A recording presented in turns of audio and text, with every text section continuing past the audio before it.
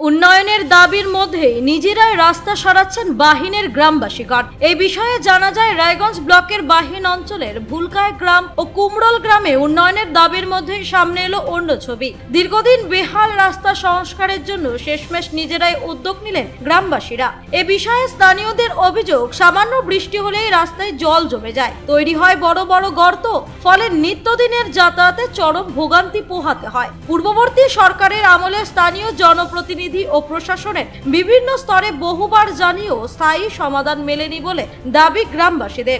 অবশেষে নিরুপায় হয়ে এলাকার বাসিন্দারা চাঁদা তুলে জেসিবি ভাড়া করেন এবং নিজেদের উদ্যোগে রাস্তা মেরামতির কাজ শুরু করেন। অন্তত চলাচলের উপযোগী করে তোলার চেষ্টা করছেন তারাই। তবে গ্রামবাসীদের একাংশের বক্তব্য, রাজ্যে নতুন সরকার গঠনের পরও তারা আশা ছাড়ছেন না। তাদের বিশ্বাস, নতুন সরকার ও প্রশাসন বিষয়টির দিকে নজর দিয়ে দ্রুত স্থায়ী রাস্তা নির্মাণের উদ্যোগ নেবে এবং দীর্ঘদিনের ভোগান্তির অবসান ঘটাবে। এখন প্রশ্ন উঠছে, যখন সাধারণ মানুষকে নিজেদের অর্থ খরচ করে রাস্তা সংস্কারে নামতে হয়, তখন স্থানীয় প্রশাসন ও জনপ্রতিনিধিদের ভূমিকা কতটা কার্যকর?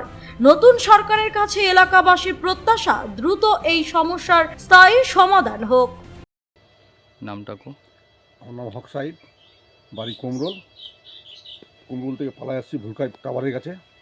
এটা ভুলকাই বুথের মানে মানে দুই মেম্বারই আছে, কুমরল মেম্বার আর ভুলকাই মেম্বারের দুজনেরই এটা রাস্তার মনে কাজ করার ব্যাপার। কাজ করতেছে না, মেম্বার দুটাকে বলা হয়েছে, সাবির মেম্বারকে বলা হয়েছে, জৈনুল মেম্বারকে বলা হচ্ছে, কই ধ্যান দিচ্ছে না রাস্তার মধ্যে। দুইবার আমরা রিপেয়ারিং করলাম, হালকা পাতলা মাটি দিয়ে।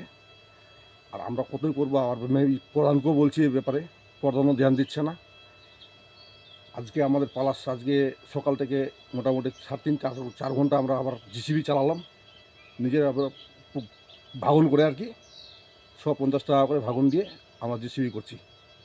এই রাস্তাটা আমাদের যে কোনো গাড়ি, ট্রাক্টর বা যে কোনো মাল টাল বিষ্ণাপুরে, এখানে জরমপুরে বা ভুলকাইতে, আর সব থেকে রাস্তাটার মধ্যে চলাচল সবারও হয়, যতটুকু মানে হয় যেন রাস্তাটা কাজ যেন হয় আর কি। রায়গঞ্জ থেকে রামকৃষ্ণ দাসের রিপোর্ট, কুলিক নিউজ।